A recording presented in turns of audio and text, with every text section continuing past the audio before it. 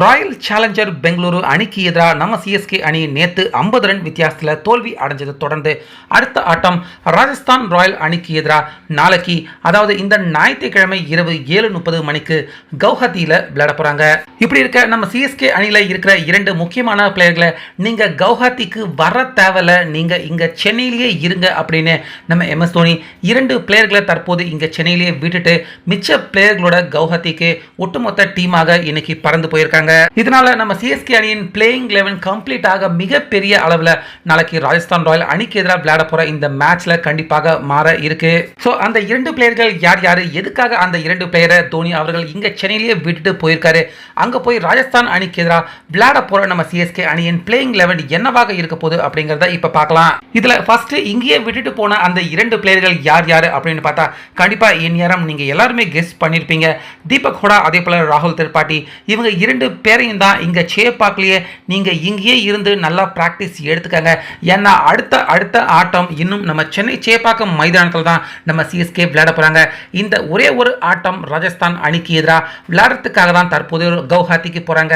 அங்க நாளைக்கு விளையாண்டு முடிச்சதுக்கு அப்புறமா மீண்டும் புறப்பட்டு சென்னைக்கே தான் நம்ம சிஎஸ்கே பிளேயர்கள் எல்லாருமே வர போறாங்க. அதனால ராகுல் திரிபாட்டி, அதே போல தீபக் ஹூடா, நீங்க 2 பேருமே வர வேண்டாம், இங்க இருந்து நீங்க முதல்ல நல்லா பிராக்டிஸ் எடுத்துக்கங்க அப்படின்னு இவங்க 2 பேரையுமே சென்னையில விட்டுட்டு தான் மற்ற பிளேயர்கள் எல்லாருமே தற்போது கவுஹாத்திக்கு பறந்து போயிருக்கிறதா தற்போது இன்னைக்கு காலையில இந்த தகவல் வெளியாயிருக்கு. ஸோ அப்படி தீபக் ஹூடா, ராகுல் திரிபாட்டி இவங்க 2 பேருமே நம்ம சிஎஸ்கே அணியின் பிளேயிங் 11ல விளையாட முடியாம போயிடுச்சு அப்படின்னா அவங்களுடைய ரீப்ளேஸ்மெண்ட் பிளேயராக யாரு வரதுக்கான வாய்ப்பு இருக்கு அப்படின்னு பாத்தீங்கன்னா ரச்சின் ரவீந்திரா அவர் கூட கண்டிப்பா கான்வே இல்லனா ருத்ராஜ், இவங்க 2 பேர்ல யாராவது ஒருத்தர் தான் நிச்சயமாக விளையாடுவாங்க. அப்படி கான்வே வந்துட்டார்னா ருத்ராஜ் 3வது பிளேயராக விளையாடுவாரு. 4வது பிளேயரா தீபக் ஹூடா அவரும் இல்லைனா அவருடைய இடத்துல மற்றொரு நம்ம தமிழக பிளேயரான விஜய் சங்கர் விளையாடுவாரு. அடுத்து 5வது பிளேயரா சிவம் தூபே, 6வது பிளேயரா சாம் கரன் அவர் விளையாடுவாரு.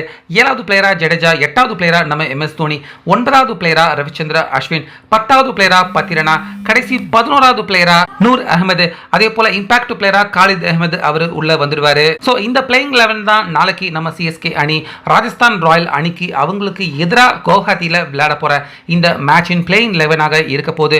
ஸோ நம்ம தோனி எது செஞ்சாலும் கண்டிப்பாக அதுக்கு பின்னாடி மிகப்பெரிய காரணம் இருக்கும். தற்போது ராகுல் திரிபாட்டி, அதே போல தீபக் ஹூடா இவங்க 2 பேருமே நம்ம சிஎஸ்கே பிளேயர்கள் அவங்க கூட டிராவல் பண்ணல அப்படிங்கிற தகவல் தான் வெளியாயிருக்கு.